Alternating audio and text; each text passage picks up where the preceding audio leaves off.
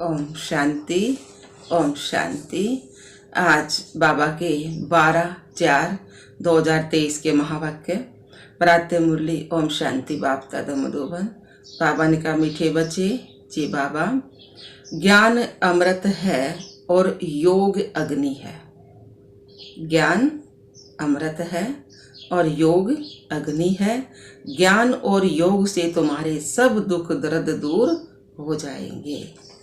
प्रश्न दिया बाबा ने, कौन सा रस ज्ञान से प्राप्त होता है, भक्ति से नहीं।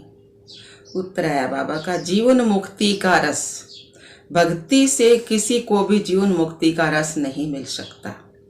बाप जब आते हैं तो बच्चों को जो डायरेक्शन देते वही ज्ञान है, उसी पर चलने से स्वर्ग की राजाई मिल जाती है। गीत आया है, भोलेनाथ से निराला कोई नहीं। ओम शांति। बच्चों का भोला बाबा बच्चों प्रति समझा रहे हैं, इसको कहा जाता है शिव भोला बाबा। हमेशा शिव को बाबा कहा जाता है। कोई चित्र देखे व ना देखे परंतु याद करते हैं, शिव भोलानाथ। शंकर व विष्णु व ब्रह्मा को भोलानाथ नहीं कहेंगे। भोला अक्सर कहने से मनुष्यों की बुद्धि में निराकार शिव बाबा का ही चित्र आता है। अब तुम बच्चे प्रैक्टिकल में जानते हो, अब भोलानाथ बाबा कहने से भक्ति मार्ग वालों का कोई मुख मीठा नहीं होता है। भले कितनी भी महिमा करते रहे, मुख मीठा नहीं होगा। अभी तुम बच्चे शिव बाबा को याद करते हो, शिव भोलानाथ बाबा कहने से हमारा मुख मीठा हो जाता है, क्योंकि हमने जान पहचान होगी ना सब क्या है कि इसलिए मुख मीठा होता है। शिव बाबा हमको पढ़ाकर स्वर्ग का मालिक बनाते हैं। बाबा कहने से बच्चों को प्रॉपर्टी भी जरूर याद पड़ती है। तुम बच्चे जानते हो वही शिव बाबा है। मनुष्य सृष्टि का बीज रूप भी उनको कहा जाता है। झाड़ का एक ही बीज होता है तो मनुष्य सृष्टि रूपी झाड़ का भी वही एक बीज है, जिससे फिर मनुष्य सृष्टि रची जाती है। क्योंकि बाप हो गया ना, बाकी सब हुए उनके बच्चे।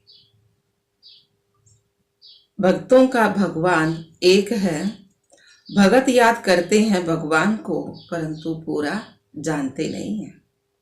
यह भी ड्रामा में धुंध है। बच्चों को इस ज्ञान और योग बल से सदा सुखी बनाए मैं छिप जाता हूँ। ज्ञान सागर भी एक ही है। सतयुग में फिर शिव बाबा नहीं होगा ना, इस समय है बाबा का है ना, ज्ञान योग सिखाए और फिर छुप जाता हूँ। ज्ञान योग से सुखी बनाए। ज्ञान सागर भी एक ही है, जैसे वह पानी का सागर भी एक ही है। सतयुग में इस सागर को बांट नहीं सकते, एक ही सागर रहता है। जिसके तुम मालिक बनने वाले हो वहाँ इतने खंड थोड़े ही रहते हैं। भारत देश होगा ना, और देश नहीं होंगे ना सतयुग में।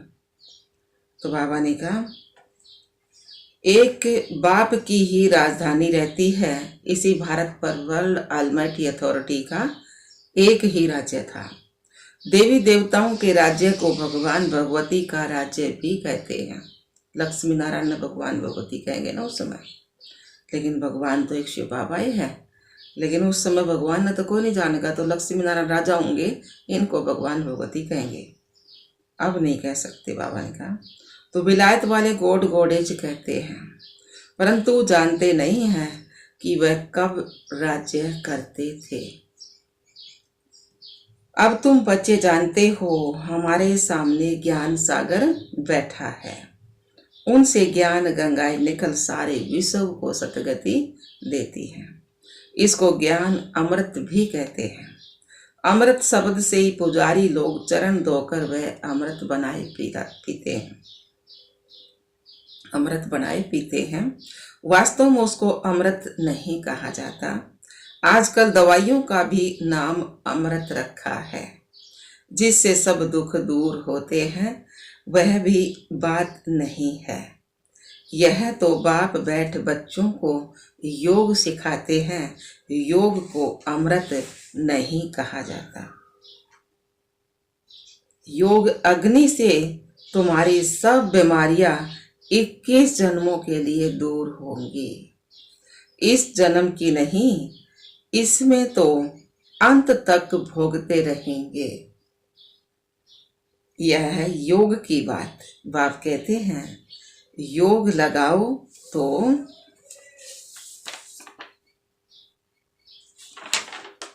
तुम्हारी सब बीमारियां नष्ट होंगी। फिर कब बीमार होंगे नहीं।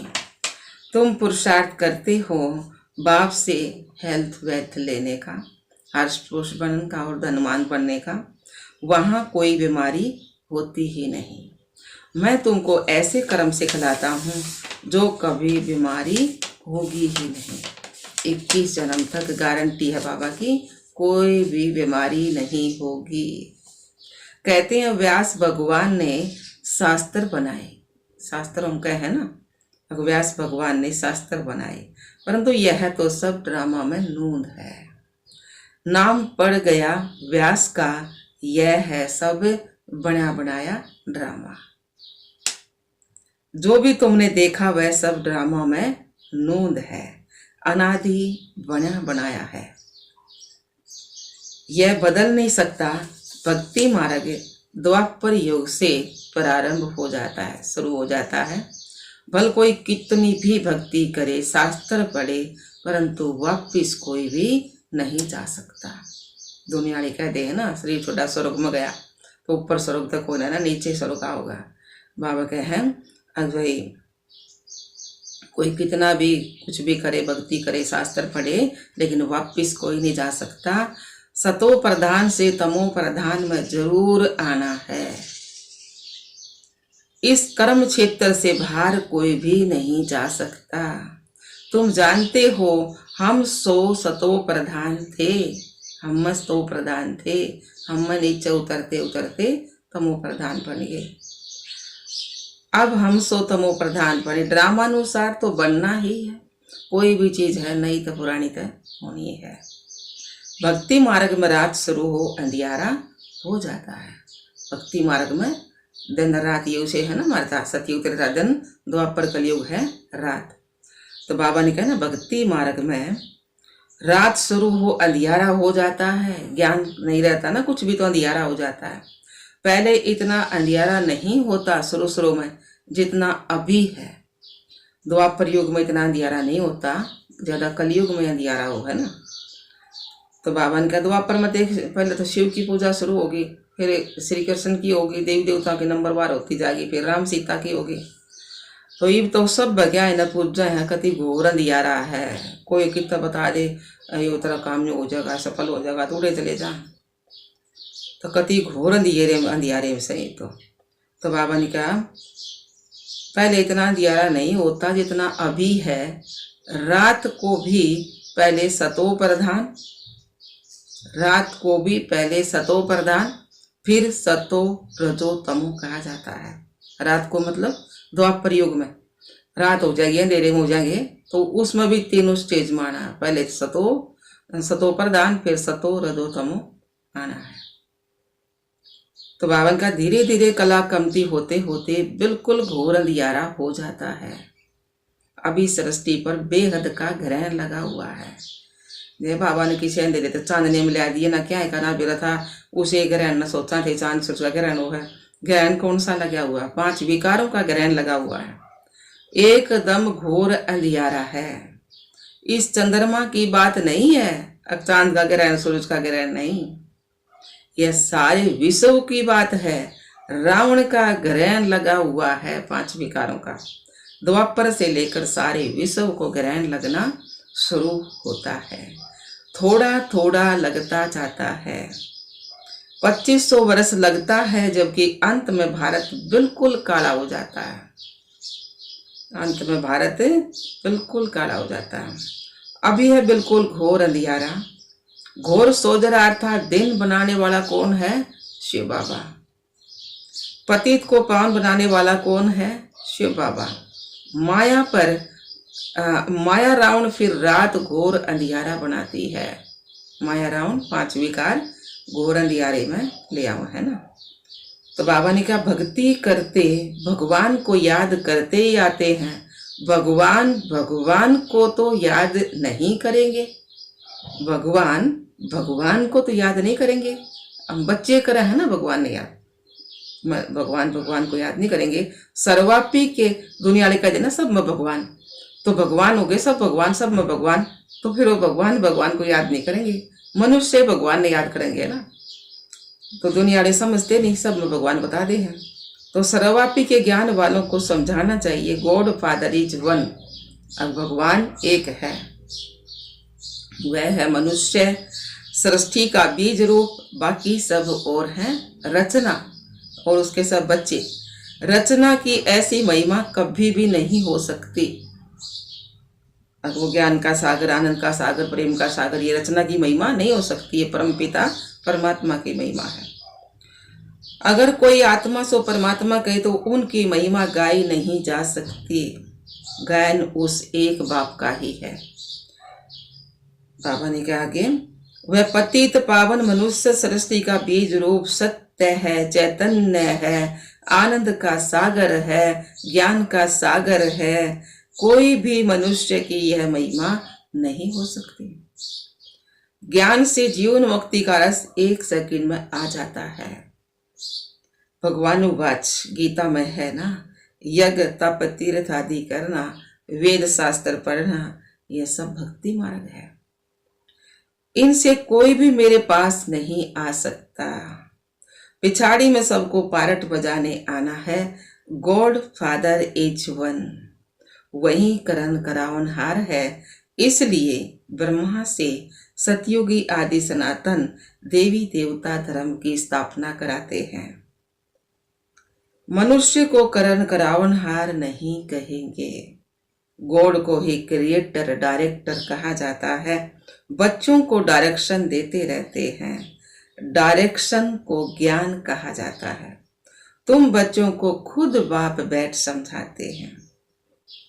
आत्मा इन आंखों से देखती है और भ्रकुटी के बीच में रहती है, मुख से बोलती है। परम पिता परमात्मा भी जब आए तब तो मुख से ज्ञान सुनाए।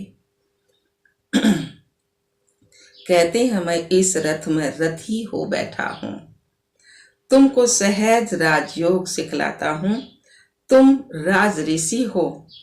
ऐसा कोई मनुष्य नहीं जो कहे कि हे लाडले बच्चे तुम राज ऋषि हो।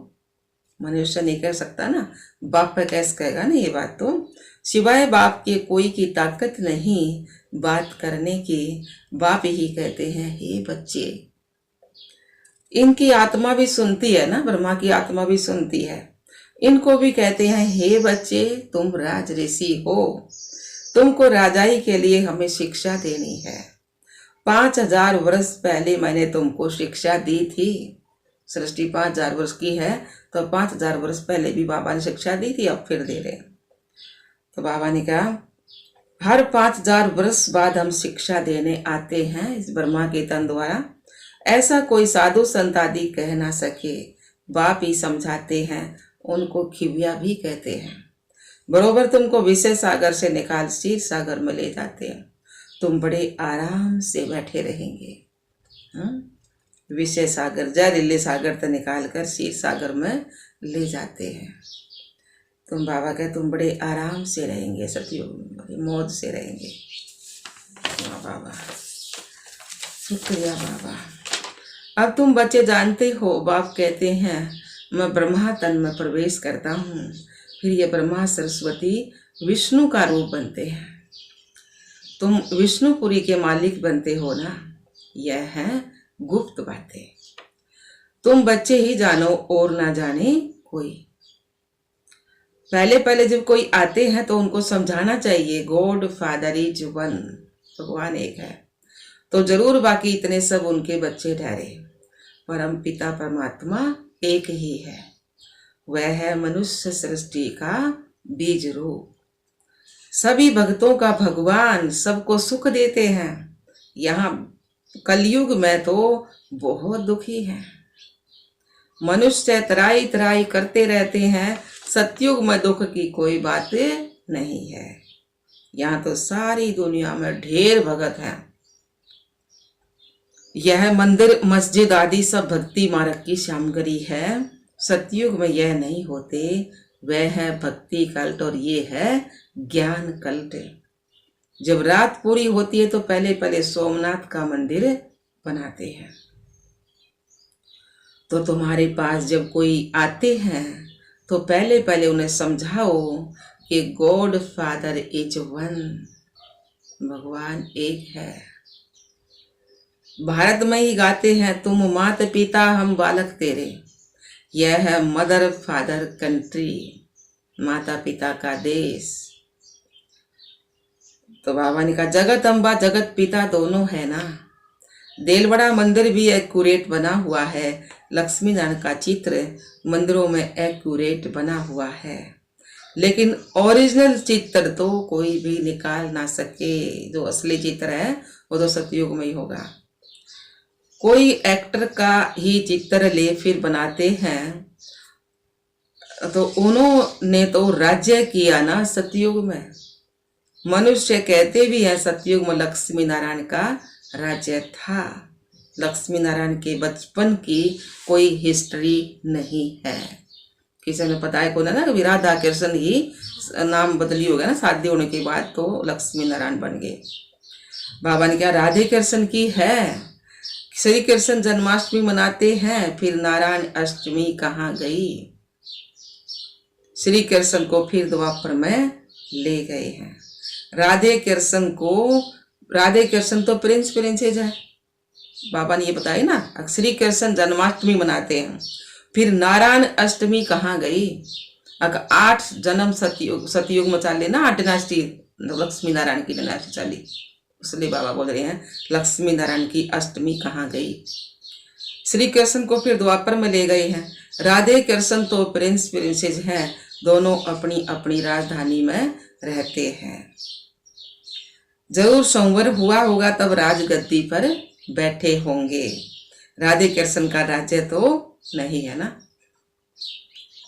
तो पहले पहले समझाना है गॉड फादर एक है। आज बाबा ने कोई 500 बार कह ली, God father is one, God father एक है।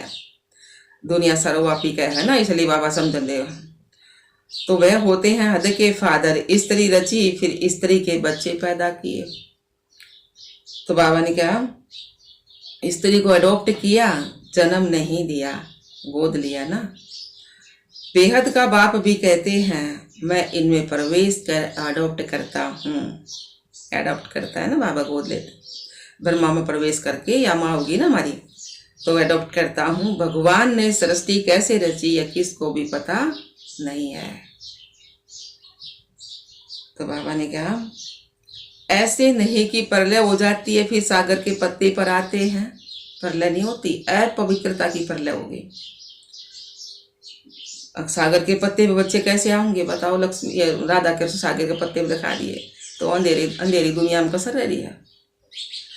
तो बाबा ने कहा अगर ऐसा है तो अकेला श्री कृष्ण कैसे सृष्टि रचेगा। श्री कृष्ण को दिखा वहां पीपल के पत्ते पाया, तो बाबा का अकेला श्री कृष्ण सृष्टि कैसे रचेगा। फिर तो 2 चाहिए, फीमेल भी तो चाहिए, परंतु ऐसी कोई बात है नहीं। बाप कहते हैं मैं एडॉप्ट करता हूँ। तुम सब कहते हो बाबा हम आपकी मुख वंशावली हैं। गोद ले है ना बाबा ब्रह्मा के द्वारा, तो हम के हो गए ब्रह्मा मुख वंशावली ब्राह्मण। तो बाबा ने कहा आगे मैं इस मुख का आधार लेता हूँ, ब्रह्मा के मुख का कहता हूँ हे बच्चे तुम भी कहते हो यीशु बाबा अब हम आपके बच्चे थे फिर बने हैं। बाप कहते तुम बच्चों के लिए मैंने वैकुंठ की सौगात लाई है।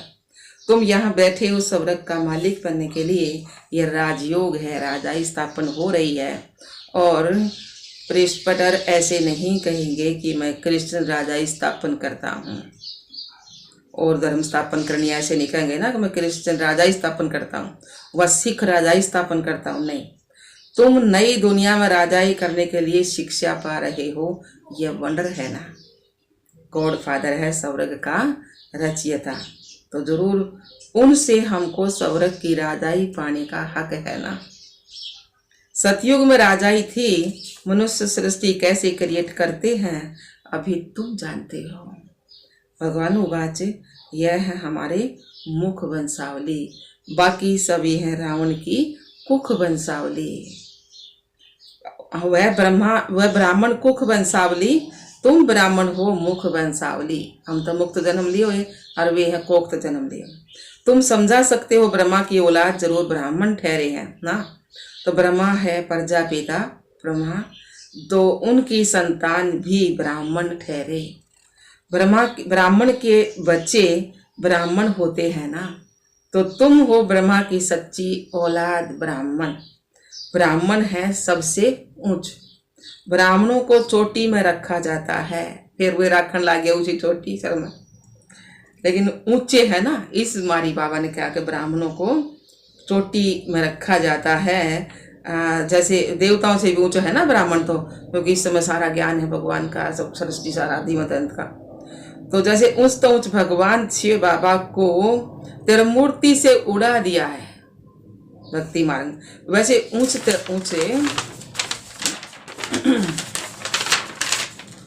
तो ऊंच ब्राह्मणों को भी चोटी से उड़ा दिया है।